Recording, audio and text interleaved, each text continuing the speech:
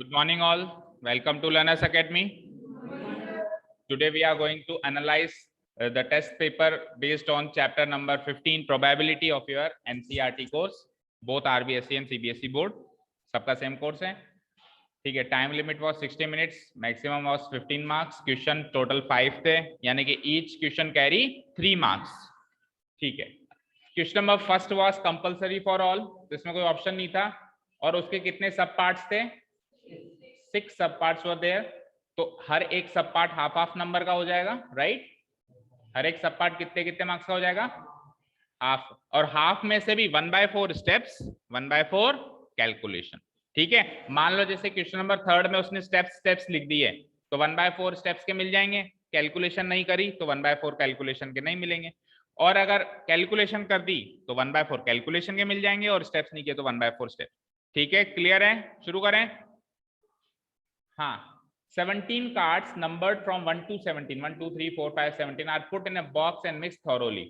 17 cards एक box में डाले और मिक्स थोरोली. थोरोली का मतलब होता है पूरी तरीके से, संपूर्ण रूप से. थोरोली अच्छे से मिक्स कर दिया उसको.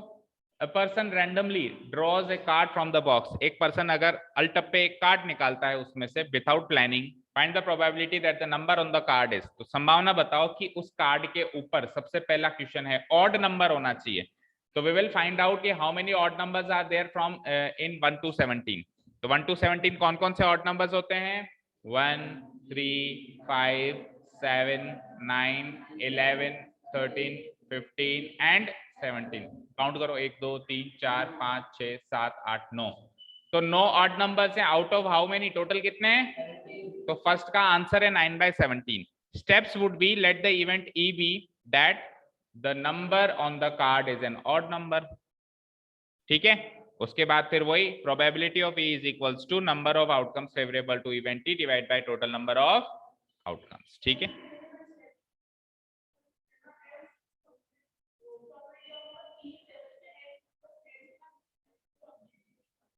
S के बाद E. E is हाँ ऐसे एस ऑफ ई कौन है? भव्य. एस क्या होता है? चैप्टर प्रोबेबिलिटी पढ़ रहा है या प्रोबेबिलिटी पढ़ रहा है? हाँ, चैप्टर ये है क्या? देखा ना, प्रोबेबिलिटी. एस का मतलब तो बता. अच्छा, सैंपल स्पेस ऑफ ई लिखना चाह रहा था क्या? तो सैंपल स्पेस ऑफ ई में तो फिर पूरे एलिमेंट्स लिखने होते हैं. पूरे एलिमेंट्स लिखे हैं क्या इसने? प्रोबेबिलिटी निकाली है ना. तो कैलकुलेशन के मार्क्स दे दो बस. 9/7. आंसर तो करेक्ट है ना. ठीक है. Second question is that person randomly draw. अब तेरा पेन गिरा तो तू गिर जाएगा फिर, अपनी नजरों से भी और दुनिया वालों की नजरों से भी. खेलना छोड़ो पेन के साथ. Find the probability that the number on the card is a prime number. तो we will count how many prime numbers are there between 1 to 17. पहला प्राइम नंबर 2. अगला अगला अगला अगला 9 बोल दो. नहीं. 11. अगला 13. अगला काउंट करो कितने. 1 2 3 4 5 6 7. 7 अपॉन. तो स्टेप्स के मार्क काट दो. अब मार्क्स कैलकुलेशन चेक कर. सारे ई माने तो स्टेप्स गलत हो गए ना, तो स्टेप्स के मार्क्स काट दो. और कैलकुलेशन अगर सही है तो उसके मार्क्स दे दो. ठीक है. आपको क्लियर कट इंस्ट्रक्शंस हैं. अगर स्टेप्स सही हैं तो स्टेप्स के मार्क्स दे दो, और स्टेप्स गलत हैं तो मान लो भी स्टेप्स भी पार्शियली सही और पार्शियली गलत हैं, तो मान लो जैसे 1/4 1/4 1/4 1/4 1/4 1/4.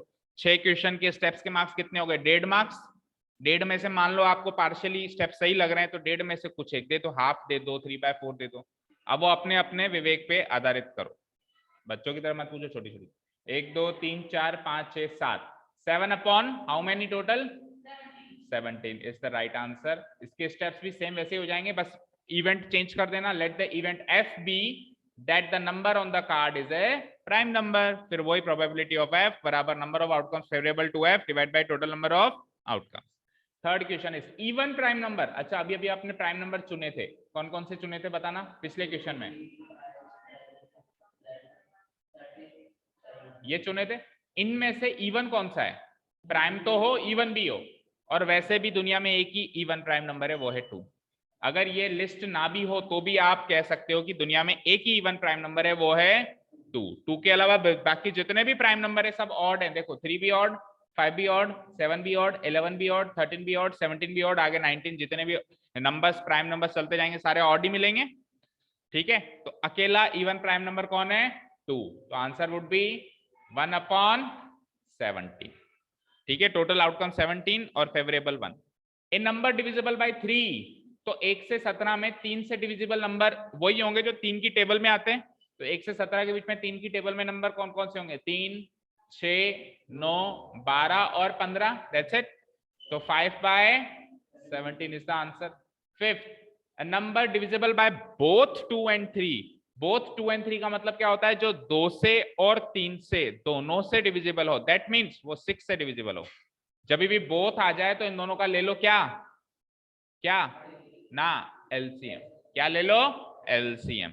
तो 2 और 3 का एलसीएम क्या होता है? 6। दैट मीन्स आपको 6 से डिविजिबल नंबर चाहिए। 3 ही है, 3 भी नहीं है, 2 ही है, 6 और 12। तो 1 से 17 के बीच में आपको केवल 6 और 12 ही दिखेंगे जो 2 से भी डिविजिबल होंगे और साथ में 3 से भी डिविजिबल। और कोई नंबर है जो दोनों 2 और 3 से डिविजिबल हो? कोई डाउट नहीं है ना? तो answer would be 2 he numbers मिले, तो answer would be 2/17, right. And natural number means 1 से 17 के बीच में कितने नेचुरल नंबर है? सारे ही नेचुरल हैं। नेचुरल नंबर 1 से तो शुरू होते हैं, चलते जाते हैं फिर। तो 17/17 यानी कि 100% प्रोबेबिलिटी हो गई, आंसर 1। कोई डाउट? मार्क्स अलॉट हो गए। चले नेक्स्ट क्वेश्चन पे। Question number 2। अब क्वेश्चन नंबर 2 का जिसने ऑप्शन नंबर 1 अटेम्प्ट किया पहले उसके लिए बात करते हैं। 65% of population of A town have black eyes. एक टाउन की पॉपुलेशन में से आइज का कलर चेक किया गया तो 65% लोगों की आबादी की ब्लैक आइज है, काली आंखें है ना। 25% की ब्राउन है और रिमेनिंग की ब्लू है। जो बच गया ना 65 25 कितना होता है? 90%। तो ये हो गया, बचे हुए 10% की ब्लू आइज है। वैसे ऐसा प्रैक्टिकली बहुत कम होता है, कोई 1 लाख या 1 करोड़ लोगों में कोई एक आदमी निकलता है जिसकी ब्लू आइज हो। इंडिया की बात कर रहा हूँ, फॉरेन में हो सकता है कि ज्यादा हो, है ना। और ब्राउन की तादाद ज्यादा होती है, ब्लैक की तो सबसे ज्यादा होती है ना। ब्लू की बिल्कुल मैंने तो देखी नहीं आज तक किसी की, प्रैक्टिकली मैंने नीली आंखें नहीं देखी। हिरण की जरूर देखी है, इंसानों में नहीं देखी। अब वो इंसान जो भी होती है हिरण की लगा निकाल के लगाते होंगे। हाँ चलो देखो, तो if a person is selected at random, randomly एक पर्सन सेलेक्ट किया गया, तो what is the probability that the selected person has blue eyes? तो ब्लू आइज की प्रोबेबिलिटी, ब्लू कितने परसेंट लोग थे? 10%। भाई ब्लैक तो थे कितने कितने थे ब्लैक? 65%। और ब्राउन कितने थे? 25%। और साथ में ब्लू कितने थे? 10%।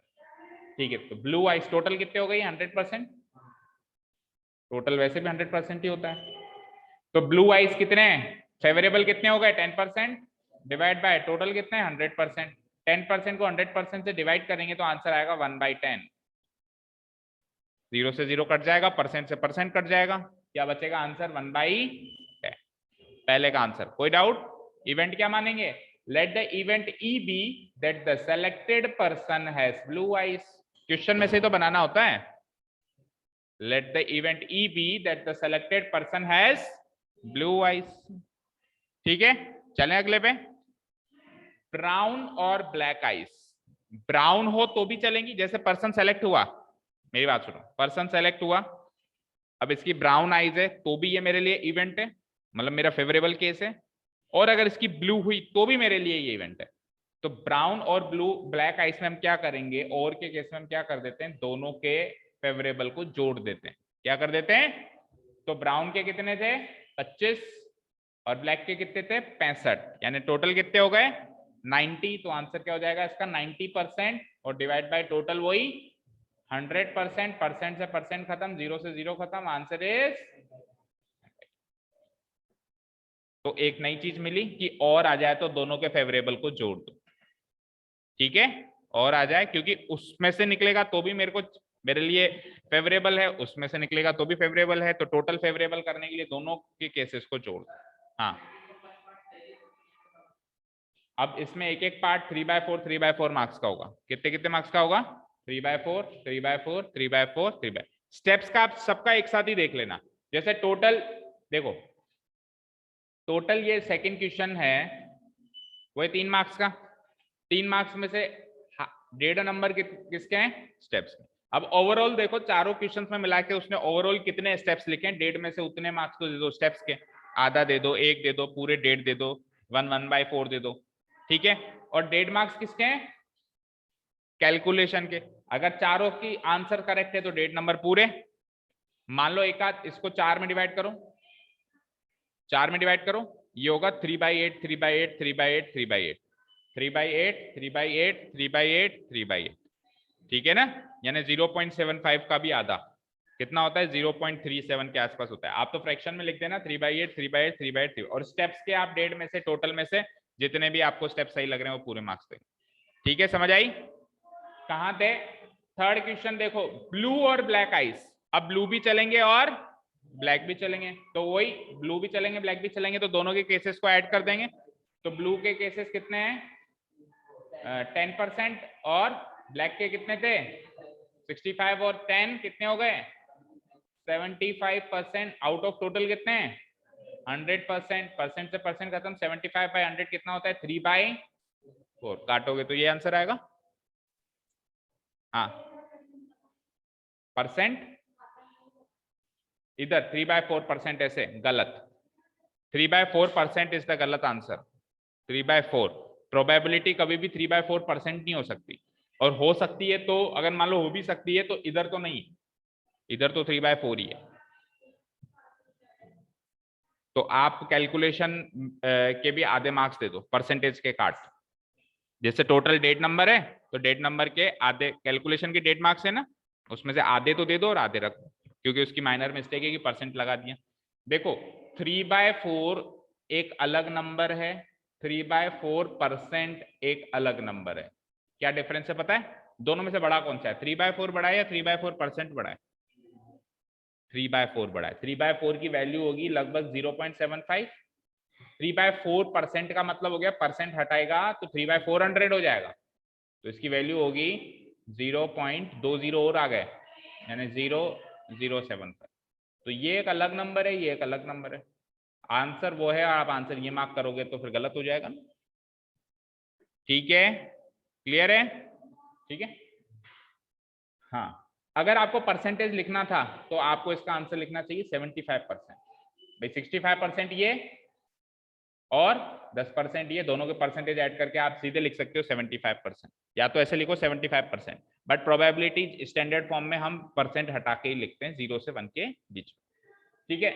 नीदर ब्लू नॉर ब्राउन, ना तो ब्लू चाहिए ना ही ब्राउन चाहिए, तो ब्लू भी नहीं चाहिए ब्राउन भी नहीं चाहिए, तो क्या चाहिए? ब्लैक चाहिए। ब्लैक क्या है? तो आंसर हो जाएगा 65% बाय 100%। परसेंट से परसेंट खत्म, 65 कितना, 5 से काट दो, 5 से 13 टाइम्स कट जाएगा, 13/20 आंसर, ठीक है। किसी भी फॉर्मूले से कर सकते हो, आंसर 13/20 है, ठीक है। एक तरीका तो ये है। दूसरा तरीका ये है कि आप इस इवेंट को ऐसे मान लो कि ब्लू और ब्राउन दोनों ही चाहिए, मतलब वो ब्लू और ब्राउन। देखो नीदर ब्लू नॉर ब्राउन जो है, ईदर ब्लू और ब्राउन का उल्टा है। नीदर ब्लू नॉर ब्राउन किसका उल्टा है? ईदर ब्लू और ब्राउन का उल्टा है। तो आप पहले ईदर ब्लू और ब्राउन निकालते तो ब्लू और ब्राउन के केसेस जोड़ते। इधर ब्लू और ब्राउन आपने कहीं निकाला है कि? इधर तो निकाला नहीं, इधर निकाल लो। ब्लू कितना है? 10, ब्राउन कितना है? 25, तो कितना हो गया? 35%। That means 35/100। काटोगे तो क्या होगा? 5 7 या 35, 7/20।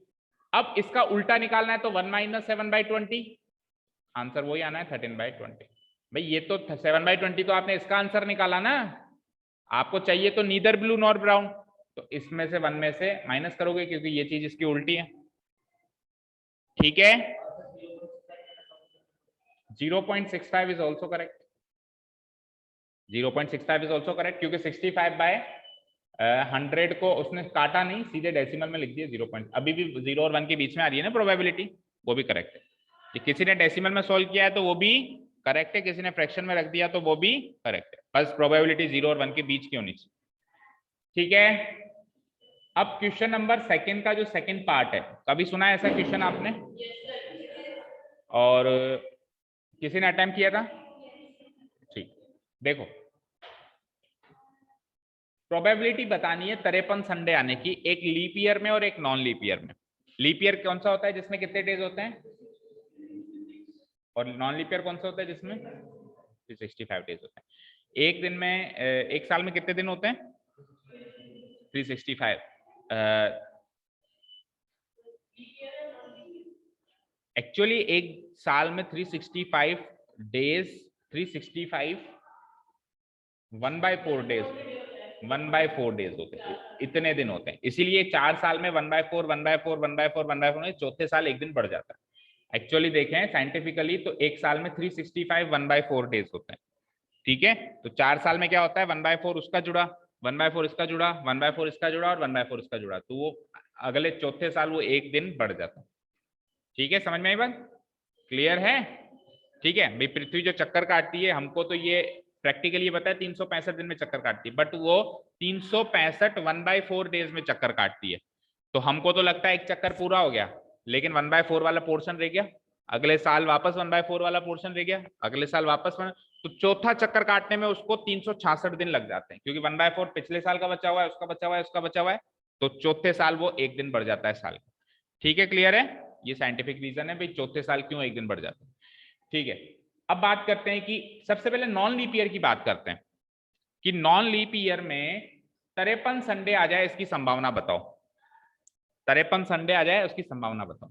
तो अपन प्रैक्टिकली ऐसे देखते हैं कि एक साल में कितने संडे आते हैं, कितने मंडे आते हैं, कितने ट्यूसडे आते हैं, ऐसा सोचते हैं अपन एक। तो मुझे बताओ, साल में नॉन लीप ईयर की बात कर रहा हूँ ना, लीप ईयर को एक बार साइड में रखते हैं, तो साल में कितने दिन होते हैं, टोटल डेज कितने होते हैं? 365 डेज। और डेज इन ए वीक कितने होते हैं? एक वीक में कितने डेज होते हैं? 7 डेज। तो मैं आपसे एक क्वेश्चन पूछ रहा हूं कि एक साल में कितने हफ्ते होते हैं, कितने वीक्स होते हैं, कितने वीक्स होते हैं? तो मैं क्या करूंगा, टोटल डेज को एक हफ्ते के 7 डेज से डिवाइड कर दूंगा, तो नंबर ऑफ वीक्स कितने आ गए? 365 डिवाइड बाय 7। इसको जब अपन करेंगे तो 52 1/7 आएगा, डिवाइड करके देख लेना आप। 7 5 जा 35, 7 2 जा 14, रिमाइंडर 1 बच जाएगा। तो इतने वीक्स हो गए, बताओ इसका मतलब क्या है? इस एक्सप्रेशन का मतलब ये कि 52 वीक तो पूरे होते हैं, 52 वीक तो पूरे होते हैं, एक दिन एक्स्ट्रा बचता है, करके देख लो ना यार। 365 डिवाइड बाय 7, 7 5 जा 35 बचा 1, 15, 7 2 जा 14 बचा 1, यानी 52 हफ्ते तो कंप्लीट है, एक दिन लास्ट में एक्स्ट्रा और बच जाता है। यानी अगर 365 की जगह अगर 364 दिन होते तो पूरे 52 हफ्ते होते एग्जैक्ट, लेकिन 365 है इसलिए एक दिन एक्स्ट्रा बच जाता है। तो 52 वीक्स तो कंप्लीट है, प्लस एक दिन एक्स्ट्रा है, तो 52 वीक्स कंप्लीट है ना। तो कंप्लीट है तो 52 संडे तो आए होंगे इसमें, यस और नो? आए होंगे, नहीं आए होंगे? 52 हफ्ते कंप्लीट है ना एक साल में, तो 52 संडे को तो कोई रोक ही नहीं सकता, कोई रोक ही नहीं सकता, 52 संडे तो आने ही आने। अब एक दिन एक्स्ट्रा है, वो भी अगर संडे आ जाए तो ही 53 संडे होंगे, और वो संडे ना आए तो फिर 52 के 52 ही रह जाएंगे। आपसे पूछा संडे आने की संभावना बताओ, तो ये एक दिन जो एक्स्ट्रा है इसके केसेस बनाओ कि ये क्या क्या हो सकते हैं। ये सातों में से कोई भी दिन हो सकता है, ये संडे भी हो सकता है, मंडे भी हो सकता है, ट्यूसडे भी हो सकता है, वेडनेसडे भी हो सकता है, थर्सडे भी हो सकता है, फ्राइडे भी हो सकता है, और फिर तो टोटल केसेस कितने? 7। आपका फेवरेबल क्या है? Answer is 1/7। 1/7 प्रोबेबिलिटी है कि 53 संडे हो जाए। भाई 52 को तो रोक रहे, कोई रोक ही नहीं सकता। अब एक दिन एक्स्ट्रा है, वो एक दिन संडे चाहिए, वो एक दिन क्या क्या हो सकता है? 7 में से कुछ भी हो सकता है। चाहिए क्या? चाहिए क्या? संडे। तो प्रोबेबिलिटी क्या हो गई? 1/7। समझ में आया? तो ये तो है सेकेंड पार्ट का आंसर लीप ईयर का। अब बात करते हैं सर नॉन लीप ईयर का। अब बात करते हैं सर लीप ईयर में। तो लीप ईयर में टोटल डेज कितने होते हैं? 366। और number of days in a week तो अभी भी 7 ही है, तो एक बार इसको डिवाइड करते हैं, कितने दिन बचे?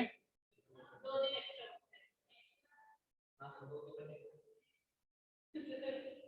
क्या है यहाँ पे? तो फिर इधर क्या देख रहा है? किसके कॉपी के अंदर? तो वो देख रही है ना, उसको दिया है ना काम। हाँ, अलाइनमेंट खराब हो रहा है क्या बॉडी का? चलें सर्विस सेंटर पे सही करवाऊं? सीधा बैठ, सीधा और सीधा। 366 डिवाइड बाय 7, 7 5 जा 35, 16, 7 2 जा 14। तो 52 वीक्स तो लीप ईयर में भी कंप्लीट होंगे, यानी 52 संडे तो लीप ईयर में भी आएंगे, कोई नहीं रोक सकता। 52 संडे तो लीप ईयर में भी आएंगे। अब 2 दिन एक्स्ट्रा बचते हैं, अब 2 दिन एक्स्ट्रा बचते हैं, तो वो 2 दिन के केसेस बनाते हैं। वो 2 दिन क्या क्या हो सकते हैं ना, तो मैं केसेस बना रहा हूं। 2 डेज मेरे पास एक्स्ट्रा है। पहला केस ये बनता है कि सर वो 2 दिन है ना, वो या तो संडे और मंडे होंगे, ठीक है। दूसरा केस क्या क्या हो सकता है? मंडे और ट्यूसडे। तीसरा केस क्या हो सकता है? ट्यूसडे और वेनसडे। चौथा केस वेनसडे एंड थर्सडे। पांचवा केस थर्सडे फ्राइडे। छठा case Friday Saturday, and last 7th case will be Saturday Sunday. इससे ज्यादा तो कुछ हो नहीं सकता भाई। जो 2 दिन एक्स्ट्रा बचे हैं वो इन 7 में से ही कुछ न कुछ केस रहा होगा, ये संडे मंडे रहा होगा या मंडे ट्यूसडे रहा होगा। तो टोटल केसेस तो आज भी 7 हैं। आपको क्या चाहिए? 53वां संडे चाहिए, संडे चाहिए। तो संडे लाने के लिए या तो ये केस काउंट होना चाहिए, फेवरेबल क्या क्या है, या फिर भाई जो 2 दिन बचे हुए हैं वो अगर संडे मंडे हो तो आपके 53 संडे हो गए, हो गए। और जो 2 दिन बचे हुए हैं अगर वो सैटरडे संडे हो गए तो भी आपके 53 संडे हो गए। तो इन दोनों केसेस में आपके 53 संडे हो गए, और ये 2 केस है फेवरेबल, तो आंसर क्या हो जाएगा? 2/7। और इस क्वेश्चन में अगर संडे की जगह कल को ये क्वेश्चन मंडे के, ट्यूसडे के लिए, वेडनेसडे के लिए, थर्सडे के लिए, किसी के लिए भी आ जाए तो भी आंसर यही रहते हैं कि नॉन लीप ईयर में 1/7 प्रोबेबिलिटी है। मान लो कल को मैं पूछूं 53 थर्सडे आने के चांसेस बताओ, आप कहोगे सर लीप ईयर या non leap year? Non leap year, answer 1/7, leap year 2/7, fix है, ठीक है, क्लियर है। मान लो मैं थर्सडे के लिए पूछता तो आप 2 केस कौन कौन से काउंट करते हैं? वेडनेसडे थर्सडे, थर्सडे फ्राइडे, तो अभी भी 2 ही केस काउंट होते हैं, टोटल केसेस अभी भी 7 ही बन रहे हैं, तो भी आंसर 2/7 ही रहता, ठीक है, क्लियर है। हाँ, स्टेप्स के नंबर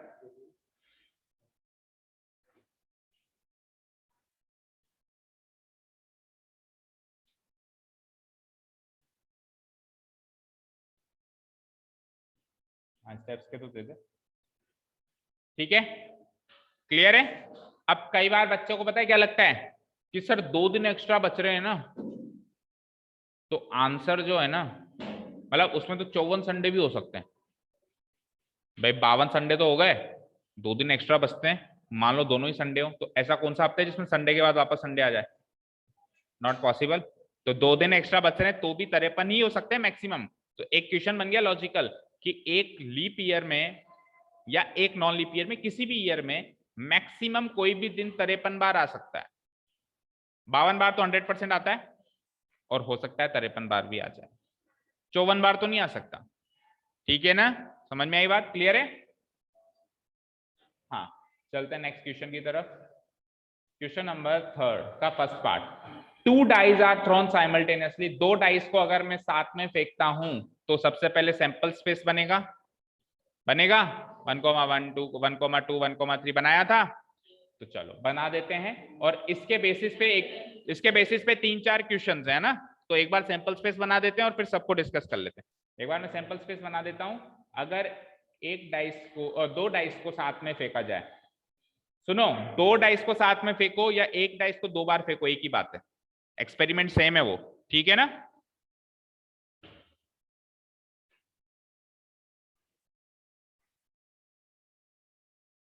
तो सैंपल स्पेस बता दो जल्दी जल्दी। 1,1, यानी अगर किसी बच्चे ने अगर ये क्वेश्चन अटेम्प्ट किया है तो उसको सबसे पहले तो सैंपल स्पेस लिखना है। लिखा है? लिखा है क्या? जिसने अटेम्प्ट किया हो। और ये क्वेश्चन थोड़ा इजी था उल्टा, बस सैंपल स्पेस लिख देते तो बहुत ईजी था। 2,4, 2,5, 2,6। दिव्यांक आगे देख ले। 3,1, 3,2, 3,3, 3,4, 3,5 and 3,6, 4,1, 4,2, 4,3, 4,4, 4,5, 4,6, 5,1, 5,2, 5,3,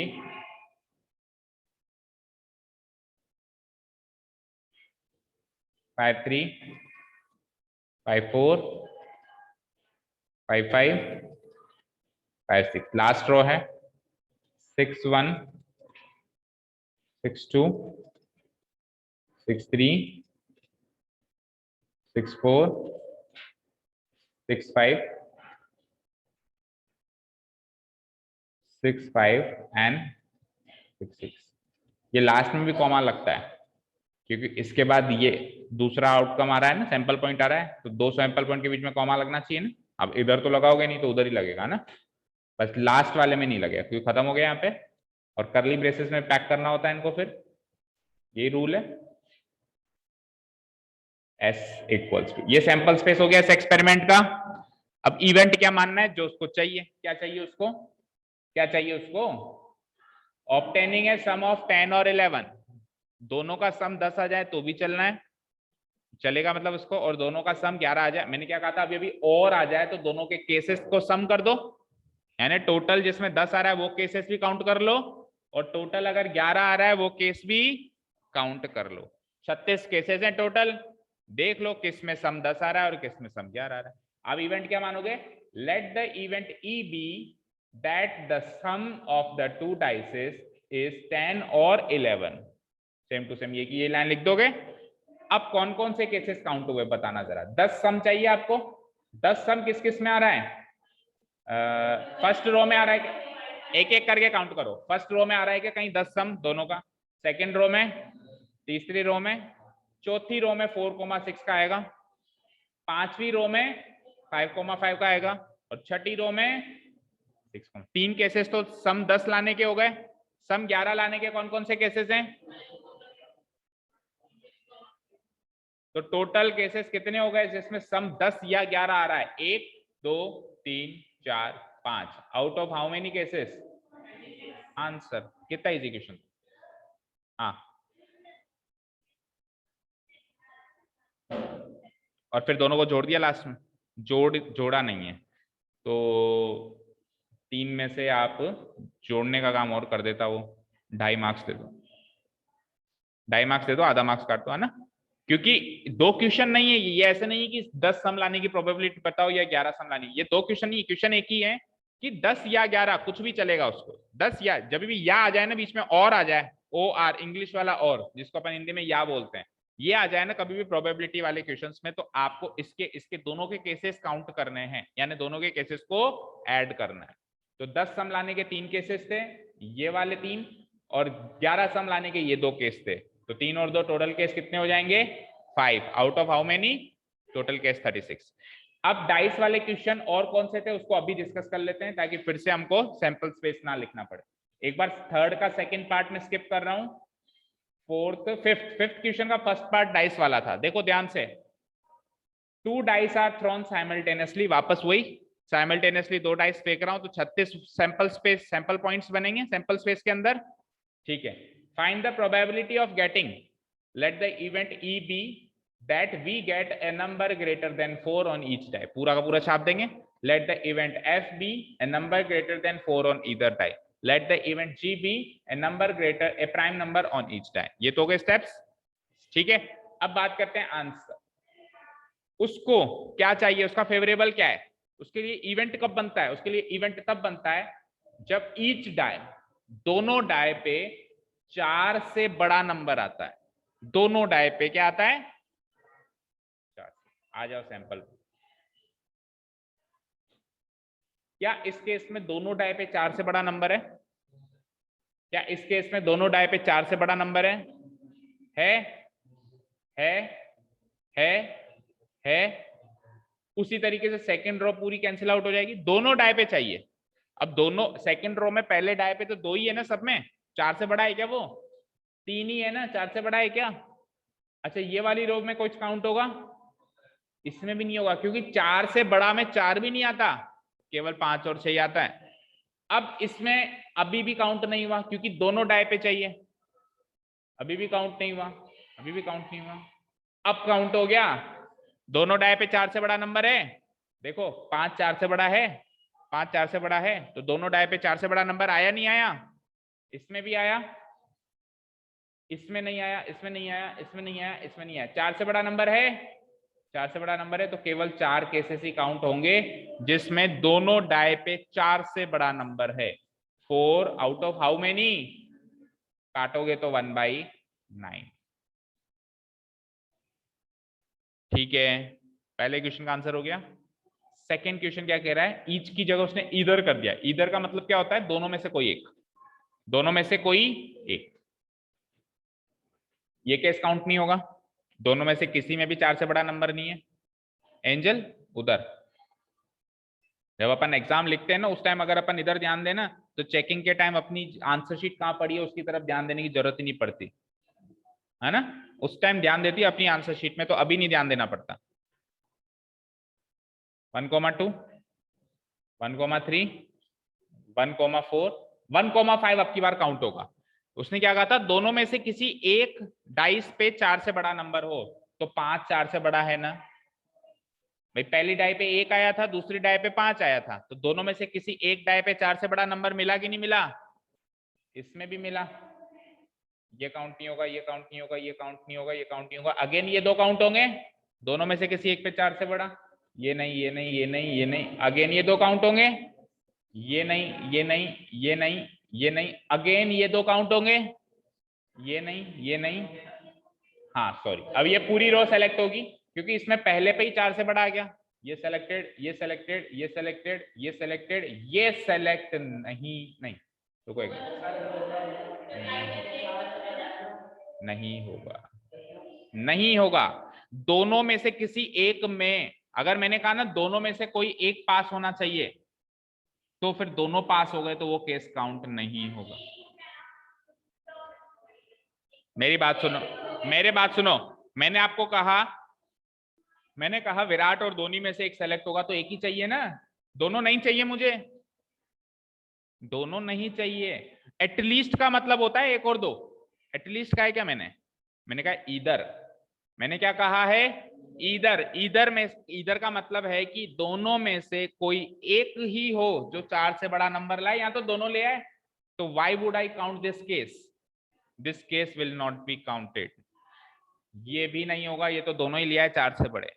इसमें दोनों में से कोई एक ला रहा है 4 से बड़ा, दोनों में से कोई एक ला रहा है 4 से बड़ा, दोनों में से कोई एक ला रहा है 4 से बड़ा, दोनों में से कोई एक ला रहा है 4 से बड़ा। इसमें दोनों ला रहे हैं 4 से बड़े, नॉट काउंटेड। दोनों ला रहे हैं 4 से बड़े, नॉट काउंटेड। तो आप काउंट करो कितने केस हो गए? 1 2 3 4 5 6 7 8 9 10 11 12 13 14 15 16 आउट ऑफ 36। 4 9 4 4 16, 4 9 36। तो आप 20/36 करके आए हो शायद। 20/36 करके आए होंगे जिन्होंने ये 4 केस भी काउंट कर लिए होंगे, बट वो रॉन्ग है। Answer is 16/36। ठीक है, ठीक है। अगर मैं कह रहा हूं कि दोनों में से किसी एक डाई पे 4 से बड़ा हो, तो फिर दोनों में से किसी एक डाई पे ही हो 4 से बड़ा, दोनों पे नहीं हो। ठीक है, क्लियर है? ठीक है, अब आप ध्यान से सोचो। पहले क्वेश्चन में ये 4 केस काउंट हुए थे, इस क्वेश्चन में यही 4 केस छूट गए, तो ये दोनों चीजें एक दूसरे की उल्टी होंगी ना। मैंने कहा दोनों पे 4 से ऊपर हो, और मैंने कहा दोनों पे 4 से ऊपर ना हो, तो उसमें वो केस काउंट होंगे और इसमें ये केस काउंट नहीं होंगे। क्लियर? लास्ट, इसका लास्ट पार्ट देखते हैं। अब prime number on each die, दोनों पे प्राइम नंबर चाहिए, तो प्राइम नंबर 1 तो है नहीं, 1 तो प्राइम नंबर है नहीं, तो ये तो पूरी रो कट गई। 2 प्राइम नंबर है, अब इसमें से छांट लेंगे, 3 प्राइम नंबर इसमें छांट लेंगे, ये पूरी रो कट गई क्योंकि 4 तो प्राइम नंबर दोनों पे चाहिए ना प्राइम नंबर। तो जब स्टार्टिंग 4 से हो रही है हर एक एलिमेंट की, तो फिर ये काउंट होगा नहीं, ये काउंट होगा नहीं। अब आपको केवल इन 3 रो में से छांटना है क्योंकि 2 ही प्राइम नंबर है, 3 प्राइम नंबर है और 5 प्राइम नंबर, तो दोनों पे चाहिए प्राइम नंबर। तो 1 प्राइम नंबर नहीं है, इसमें दोनों में प्राइम नंबर है, इसमें दोनों में प्राइम नंबर है, इसमें 4 प्राइम नंबर नहीं है, इसमें दोनों में प्राइम नंबर है, इसमें 6 प्राइम नंबर, इसमें दोनों में प्राइम नंबर, इसमें दोनों प्राइम नंबर, 4 प्राइम नंबर नहीं है, इसमें दोनों में prime number, again 6 prime number नहीं है। 5 वाले केस पे आओ, ये तो हुआ नहीं, ये भी नहीं हुआ। 2 प्राइम नंबर है, 3 प्राइम नंबर है, 4 प्राइम नंबर नहीं है, 5 5 दोनों ही प्राइम नंबर हो गए, प्राइम नंबर नहीं।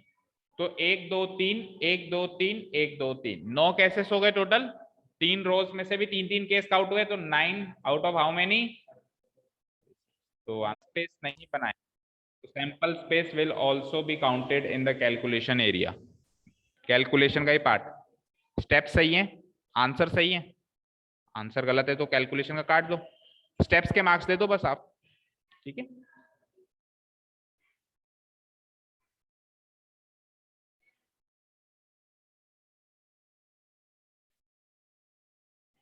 ठीक है जी, ठीक है ना।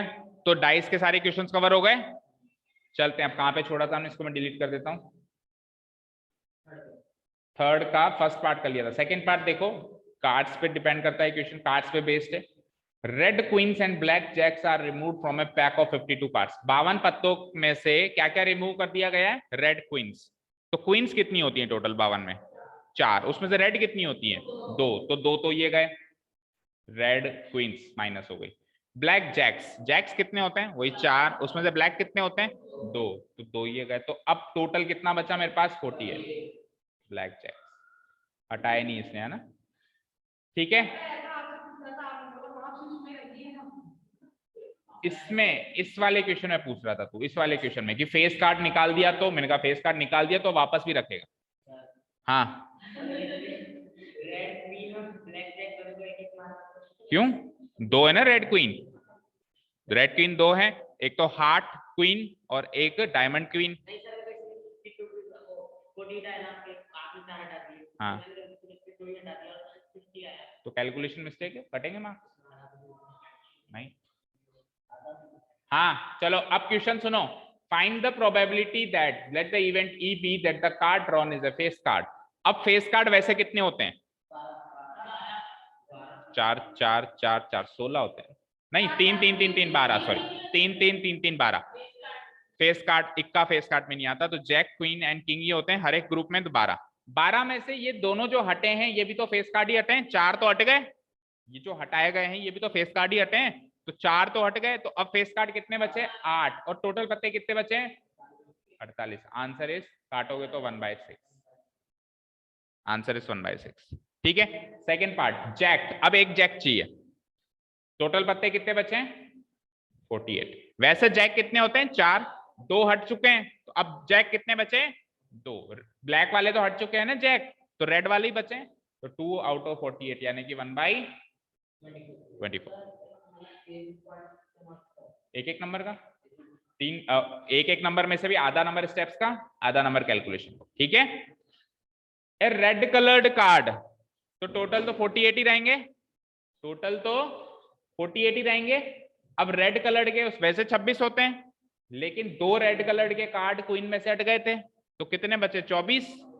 तो 24/48, 1/2। देखो अगर 52 पत्तों में से एक लाल कलर का पत्ता चाहिए, तो आधे लाल कलर के आधे ब्लैक कलर के, तो आधी संभावना है कि लाल कलर का निकलेगा। अब आपने कहा कि सर लाल कलर के 2 हटा दो, तो ब्लैक कलर के भी तो 2 हट रहे हैं, वापस बात बराबर हो गई, वापस आधी संभावना हो गई, 1/2, ठीक है। क्लियर है? तो आंसर मैच कर लिए।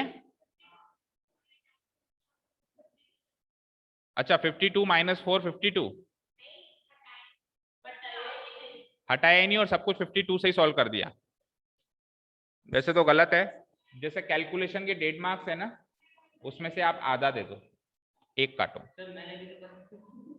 हाँ इसको भी दे दो भाई, कैलकुलेशन के डेट मार्क्स है ना, जो कैलकुलेशन के डेट मार्क्स हैं उसमें से आधा दे दो। अगर किसी ने face card, jack card, red colour के फेवरेबल सही लिखे, मतलब न्यूमरेटर बाय डिनोमिनेटर में डिनोमिनेटर 48 ना करके 52 52 52 ही किया हो, बट न्यूमरेटर तो सही रखा है, तो उस हिसाब से उनको आधा मार्क्स।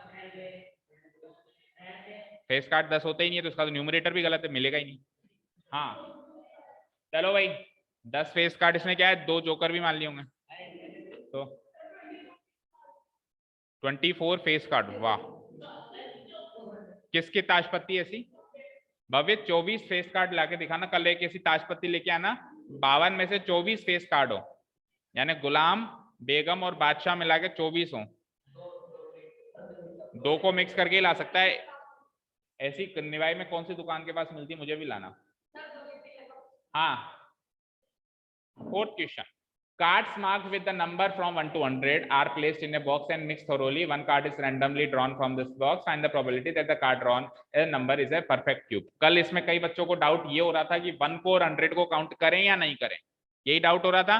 आपको कई बार पहले बताया है, फिर से बता रहे हैं, फ्रॉम और टू के केस में दोनों काउंट होते हैं, बिटवीन और एंड के केस में दोनों काउंट नहीं होते हैं। बच गए? ठीक है ना? फ्रॉम और टू के केस में 1, देखो मैंने कहा, अरे इधर आ जा, इधर ध्यान, मैंने कहा 1 से 100, तो 1 से 100 में 1 और 100 भी काउंट होगा।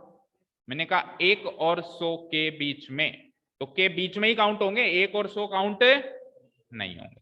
तो ये बिटवीन और एंड गलती करा सकता है, फ्रॉम और टू वाला केस पकड़ के चलना, उसमें गलती करने की चांस, क्योंकि उसमें आपको मेंटलिटी ऐसी चलेगी कि 1 एंड 100 दोनों हम काउंट कर ले। अक्सर आप 1 एंड 100 को छोड़ते नहीं हो, आप काउंट करते हो, काउंट करोगे किसमें, फ्रॉम एंड टू में, बिटवीन एंड में नहीं करेंगे। तो नंबर यहाँ पे कितने टोटल, कितने, 100, ठीक है।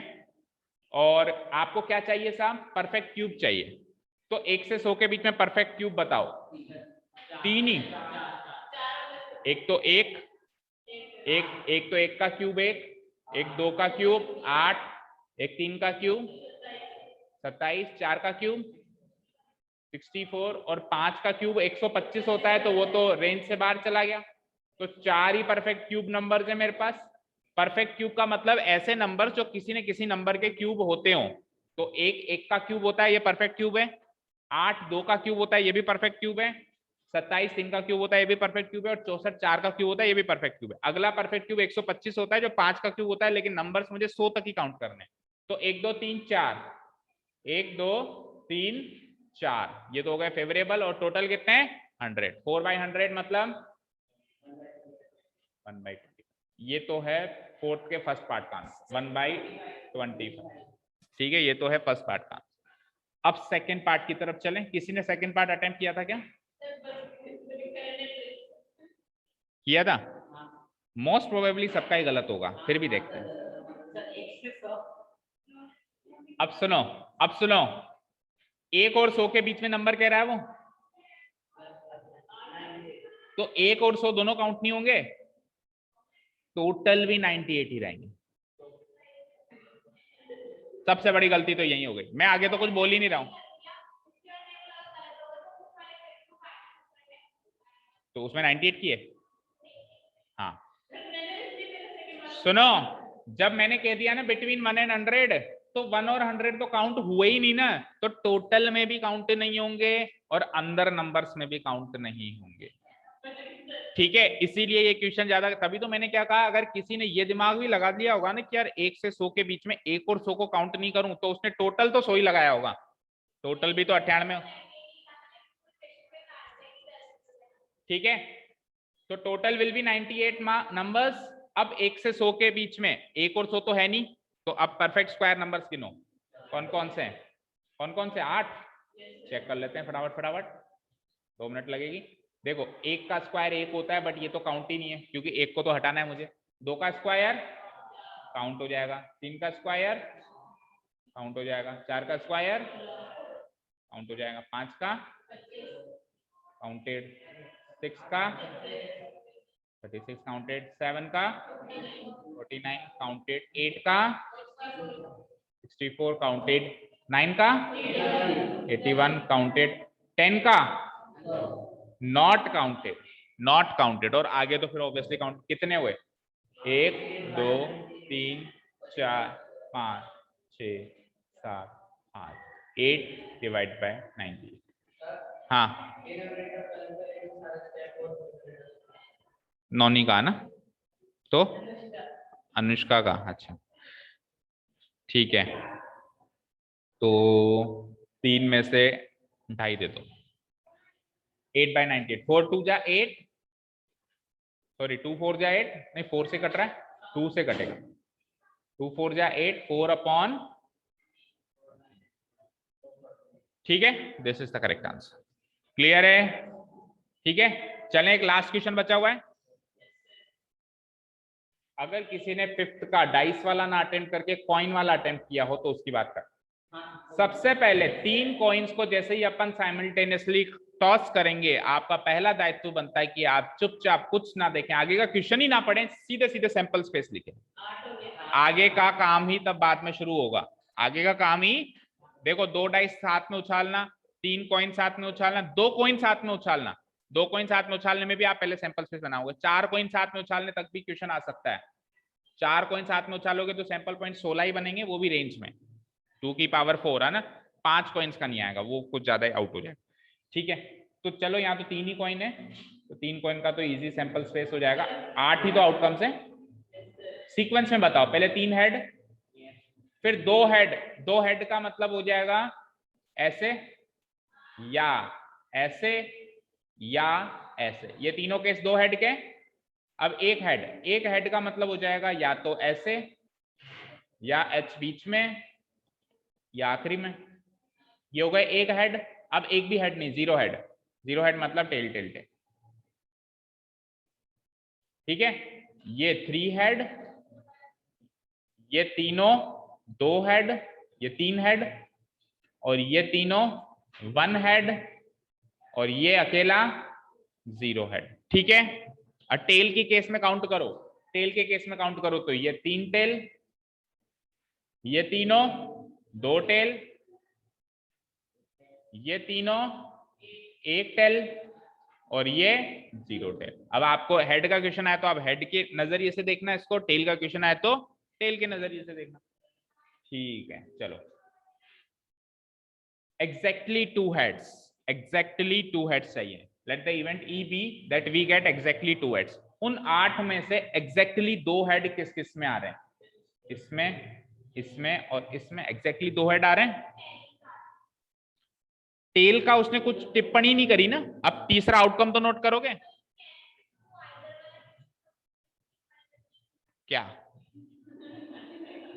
देखो मेरी बात सुनो, मेरी बात सुनो, जो मुझे चाहिए वो मुझे मिल गया कि नहीं मिला ये चेक करो। मैंने कहा मुझे एग्जैक्टली 2 हेड चाहिए, तो एग्जैक्टली 2 हेड इसमें मिले, एग्जैक्टली 2 हेड इसमें मिले, एग्जैक्टली 2 हेड इसमें मिले।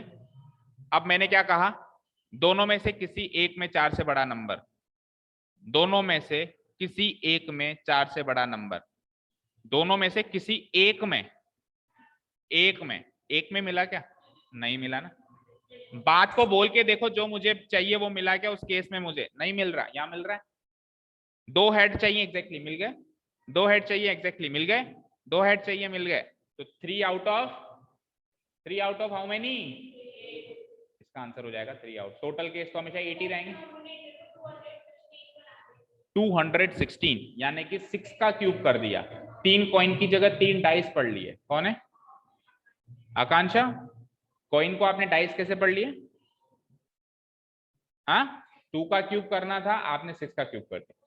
हाँ जी, एटलीस्ट 2 हेड्स। ध्यान से सुनना बच्चों, कम से कम 2 हेड चाहिए।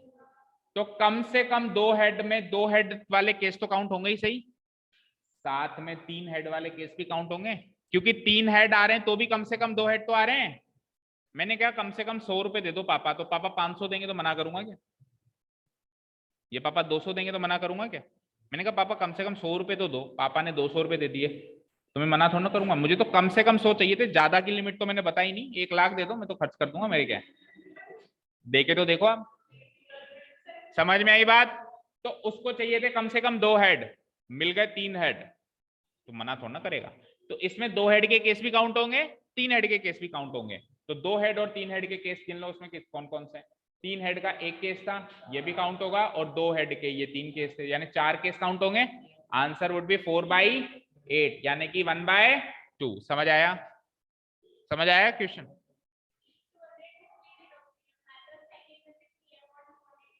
तो गलत है, स्टेप सही है तो स्टेप के मार्क्स दे दो। हाँ जी, लास्ट, एटलीस्ट 1 टेल, यार कम से कम एक टेल तो चाहिए। तो एक टेल में एक टेल भी काउंट करोगे? क्या क्या हो सकता है भाई? मैंने कहा टेल चाहिए, तो टेल के क्या क्या केसेस बन सकते हैं? या तो 0 टेल, या 1 टेल, या 2 टेल, या 3 टेल। इस चारों के अलावा तो कुछ हो ही नहीं सकता ना। वैसे जनरली बात कर रहा हूं भाई, टेल्स कितने आ सकते हैं? जैसे अपन 3 सिक्के उछाले तो या तो एक भी टेल नहीं आएगा, या एक टेल आएगा, या 2 टेल आएगा, 3 टेल। आपको क्या चाहिए? कम से कम एक टेल तो चाहिए। तो कम से कम एक टेल में ये केस काउंट करोगे? कम से कम एक टेल में ये केस काउंट करोगे? कम से कम एक टेल में ये केस काउंट करोगे? केवल ये काउंट नहीं करोगे क्योंकि इसमें तो एक भी टेल नहीं आई, आपको कम से कम एक तो चाहिए थी। तो 1 टेल, 2 टेल, 3 टेल, ये केसेस काउंट करने हैं। आ जाओ सैंपल स्पेस पे। 1 टेल, पहले 1 टेल वाले बताओ, 1 टेल वाले बताओ। ये 3 1 टेल वाले हैं, इन तीनों में एक एक टेल है ना। 2 टेल वाले बताओ, ये 3 2 टेल है। 3 टेल वाले बताओ, ये 3 टेल है। तो 3 और 3 6 और 1 7, केवल वो काउंट नहीं होगा क्योंकि उसमें 0 टेल है। 7 डिवाइडेड बाय 8।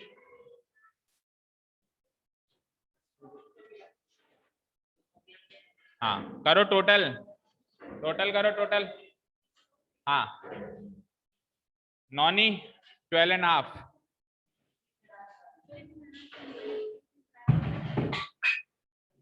हाँ सैंपल स्पेस नहीं बनाया, स्टेप्स लिखें। 8 दिख रहा है मुझे, 6 है। हाँ तो फिर स्टेप्स के मार्क्स दे दो बस। हाँ एंजल 8.5।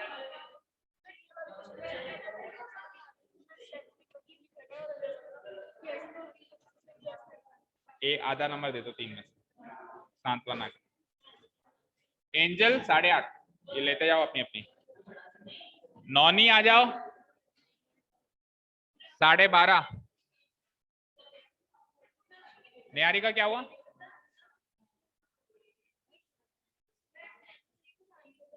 आंसर गलत है तो स्टेप्स के डेढ़ नंबर दे दो 3 में से। हाँ ठीक है। Sonakshi full, very good, clapping for Sonakshi. Yash 10, very good, कुछ तो इम्प्रूव हुआ। 3 और 4 से 10 तक तो पहुंचा। एंजल 8.5 है, तेरे यश से भी कम है। हाँ लो यश, 1 मिनट रुक गया, एक एक का यश आप लो पहले, 1 मिनट 1 मिनट 1 मिनट। भव्य 2.5 नंबर। अनुष्का 13। सर मेरा आखिरी वाले क्वेश्चन में गलत हुआ है। एक हाँ 7 वाला क्वेश्चन। दिव्यांग 12.5। चलो इसने भी इम्प्रूव तो किया, चैप्टर इजी था वैसे। निशिता 14। निशिता कम से कम मैंने 17-18 एक्सपेक्ट किए थे। अच्छा 15 है, सॉरी। हाँ फिर तो ठीक है, मैं 20 का समझ गया। हाँ जी धैर्य, धैर्य के कितने लिखे हैं? 2 3/4। क्यों भाई? स्टेप्स के वगैरह के नहीं मिलेगी तो सारी पीओपी कर दी और कुछ भी इवेंट तो इवेंट्स स्टेप्स के भी आधे तो दो, जैसे डेट है। सब बहुत निर्दिष्ट तरीके से काटे गए हैं सर। देखो ना क्या करना, इवेंट माना और सारी पीओपी माने। इवेंट माना, कुछ तो माना ना। तो जैसे डेट नंबर स्टेप्स के थे ना, तो डेट का आधा कितना होता है? 3/4। तो स्टेप्स के 3/4 3/4। किसी और से देख करवा दो। नहीं कर लेगा आप। आकांक्षा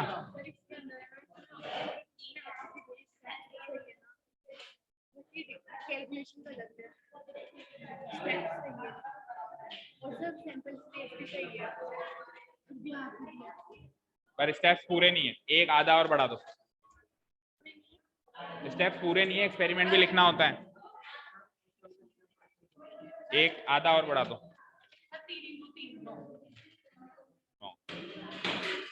उसको एक बार गिरा दो, जितनी बार गिराना है, बार बार मत गिराओ। हाँ जाओ। ये पीओपी सब पीओपी और ये ब्राउन और ब्लैक आई, ये ब्राउन और ब्लैक आई तो गलत है। आप 3/4 दे दो ओवरऑल पूरे क्वेश्चन स्टेप्स के 3/4 और कैलकुलेशन अगर कुछ सही है तो। सर इसमें मार्क्स क्या है? Let the event f be that at least 2 heads. Steps सही है? नहीं, स्टेप्स ये होता है, ये कैलकुलेशन पार्ट है।